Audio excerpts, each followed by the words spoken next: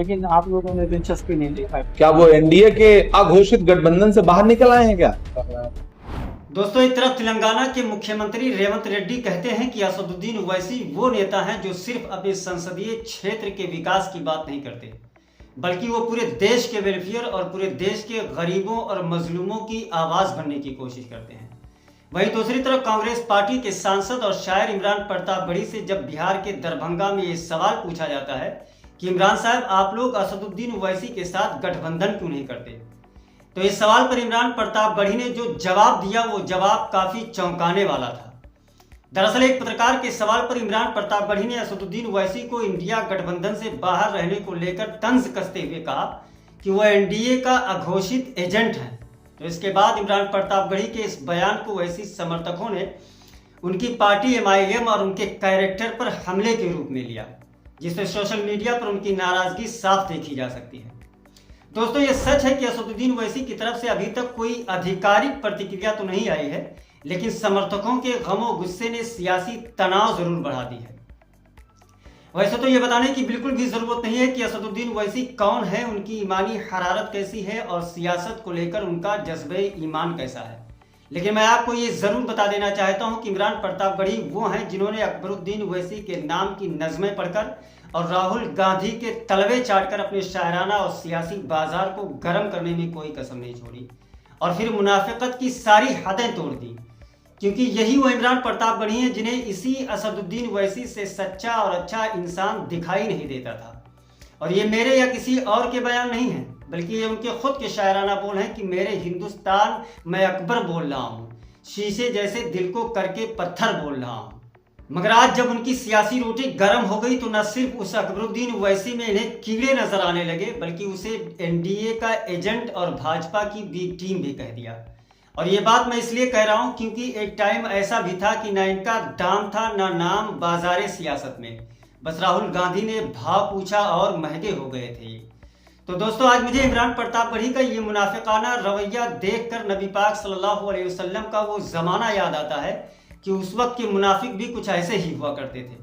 कि जब वो नबी पाक सल्लल्लाहु अलैहि वसल्लम की बारगाह में होते तो कहते, या रसूल अल्लाह, आपसे सच्चा और अच्छा इंसान पूरी कायनात में कोई नहीं।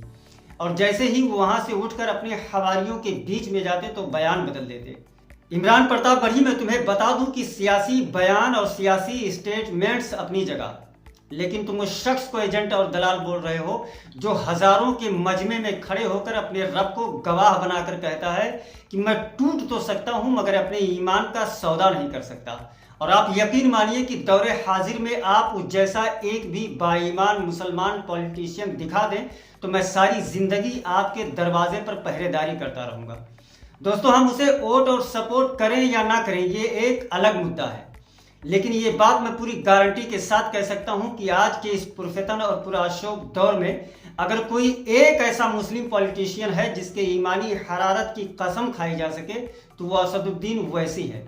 मगर वो कहते हैं ना कि नजर का ऐब चश्मे से छुपाना चाहता है, कि एक अंधा मुझे रास्ता दिखाना चाहता है। और अभी हाल ही में इमरान प्रतापगढ़ी को एक वीडियो में बोलते हुए सुना, वो कह रहे थे कि मुझे छेड़ो मत, मैं शायर हूं, वहां आकर हैदराबाद में तुम्हारी पोल खोलूंगा। मुझे मत छेड़ो, जिन तकरीरों का कारोबार आप करते हो मैं उसमें पीएचडी हूँ, मैं उसी की कमाई खाता हूँ। अल्लाह ने मुझे शायर बनाकर पैदा किया है, मुझे मत छेड़ो। मुझे छेड़ोगे तो हिंदुस्तान के हर शहर में बेनकाब करूंगा, हर शहर में, और हैदराबाद आके भी बेनकाब करूंगा। तो इमरान प्रतापगढ़ी, इसके जवाब में सबसे पहले तो मैं तुम्हें यह बता दूं कि तुम्हारी शायरी की औकात सिर्फ इतनी है कि तुम जाहिलों के बीच में खड़े होकर अपनी शायरी से वाह वाही समेट सकते हो, इसके अलावा कुछ भी नहीं। क्योंकि मैं पूरे चैलेंज के साथ कह सकता हूं कि तुमसे अगर रदीफो काफिया से ऊपर उठकर अगर इंजिहाफो इनकिसार की बात की जाए तो तुमसे इसे डिस्क्राइब कर पाना तो छोड़ो,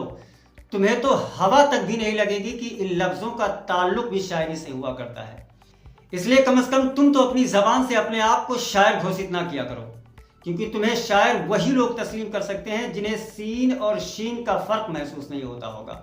लेकिन हर वो शख्स जो इस फर्क को महसूस कर सकता है वो तुम्हें शायर तस्लीम नहीं कर सकता। और इस फर्क का महसूस कर पाना हमें अलीगढ़ मुस्लिम यूनिवर्सिटी अलीगढ़ से विरासत में मिली है। शायद इसीलिए पहले देखा, सुना और महसूस किया फिर बोल रहा हूँ। और रही बात इसकी जो तुम कहते हो कि असदुद्दीन ओवैसी मेरे सामने ज़्यादा तकरीरें ना झाड़ा करो, क्योंकि मैंने बोलने और तकरीर करने में PhD कर रखी है और सुबह शाम इसे दवा की तरह इस्तेमाल करता हूँ। तो मैं तुम्हारी नॉलेज में इजाफे के लिए बता दूं कि वो और होंगे जिन्हें तुम अपनी ज़बानो बयान से मरगूब करते होगे, मगर ये असदुद्दीन ओवैसी है और इसे न सिर्फ ज़बानो बयान बल्कि ज़िंदगी के किसी भी शोबे में डिफीट करने के लिए तुम्हें दोबारा बच्चा होना पड़ेगा और एक बार फिर वो सब कुछ सीखना पड़ेगा जो अल्लाह ने इस अकेले को वदियत कर रखी है। लेकिन एक सवाल फिर भी तुम्हारा पीछा करता रहेगा और वो ये है कि तुम उसकी तरह आला जहनीत, आला सोच और आला मेयार कहाँ से लाओगे, जो कि सिर्फ खुदाई और जेनेटिक होती है। खैर इमरान प्रताप अली, तुम्हें इस बात का अंदाज़ा ज़रूर होना चाहिए था कि तुम्हारे इस बयान से असदुद्दीन ओवैसी की ज़ात, उसकी शख्सियत और उसके व्यापार में तो कोई फ़र्क नहीं पड़ेगा, लेकिन तुम्हारा एक लीडर अपनी डूबी हुई पार्टी को दोबारा वजूद में लाने के लिए बिहार की गलियों का खाक छानता फिर रहा है, तो उसकी मेहनत और उसकी मशक्क़त पर तुम्हारे इस बयान से पानी ज़रूर फिरेगा। तो आज के लिए बस यहीं तक, लेकिन उम्मीद है कि आपको ये वीडियो इन्फॉर्मेटिव लगी हो और अगर वाकई आपको ये वीडियो इन्फॉर्मेटिव लगी हो तो इसे लाइक, शेयर और सब्सक्राइब करके कमेंट करना मत भूलिएगा। तो मिलते हैं किसी नई वीडियो में किसी नई और इंटरेस्टिंग टॉपिक के साथ। तब तक के लिए दुआओं में याद रखें। अल्लाह हाफिज़।